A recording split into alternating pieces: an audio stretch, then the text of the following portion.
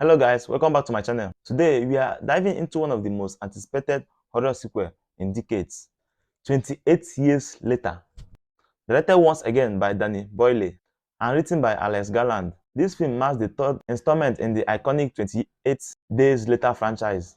If you thought 28 Days Later and 28 Weeks Later were intense, buckle up because this one pushes the horror and survival aspects to a whole new level. The film picks up nearly 3 decades after the original rage virus outbreak. Humanity is scared but not entirely broken.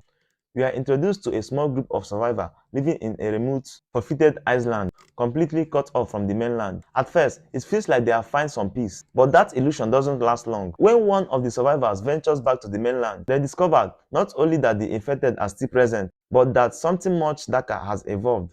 The virus has muted, and this time, the horror doesn't just come from the infected, it comes from the humans who have adapted to the nightmare world in terrifying ways.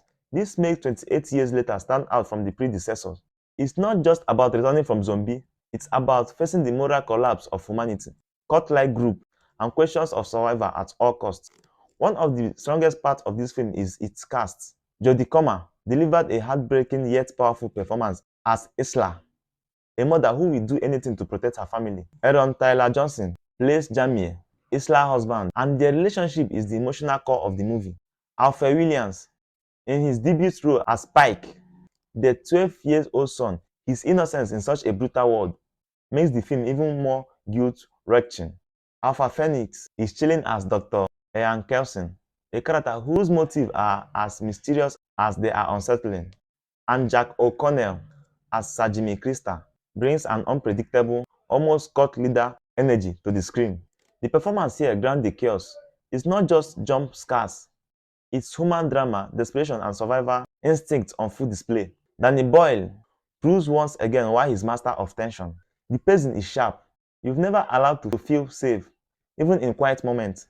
What especially cool is how Boyle experimented with film techniques. Parts of the movie were shot on iPhone rigid in 4K, which creates an uncertainly raw, first-person feel a certain sequence. It really drags you into a chaos and makes the horror feel personal. Anthony Dodd Mortel's cinematography captured both the bleakness of the desert landscape and the claustrophobic fear of survival.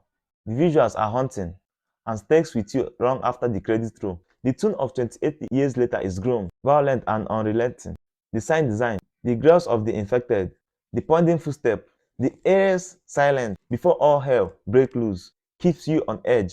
There are also quarter moments of emotional weight, especially around the family dynamic that balance the chaos. It's not just around gore, it's about loss, trust, and questions whether humanity is worth saving. With a budget of around $60 million, the film has already grossed over $150 million worldwide.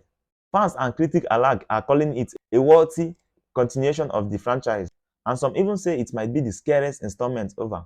Yet, the fact that it has already confirmed to be the first in a brand new trilogy, with the next film 28 years later, The Bone Temple arrives in January 2026, shows just how confident the filmmakers are in the story. So, is this 28 years later worth watching? Absolutely. It's terrifying, emotional, and visual gripping. It doesn't just rehash old ideas, it expands the world, deepens the lore, and sets the stage for what could be one of the most ambitious horror trilogies in years. If you're a fan of the franchise, you will love it. If you are new, I recommend watching 28 Days Later and 28 Months Later first to really appreciate how far the story has come. This is my full review of 28 Years Later. What do you think about the movie? Did it live up to the hype? Drop your thoughts in the comment section below.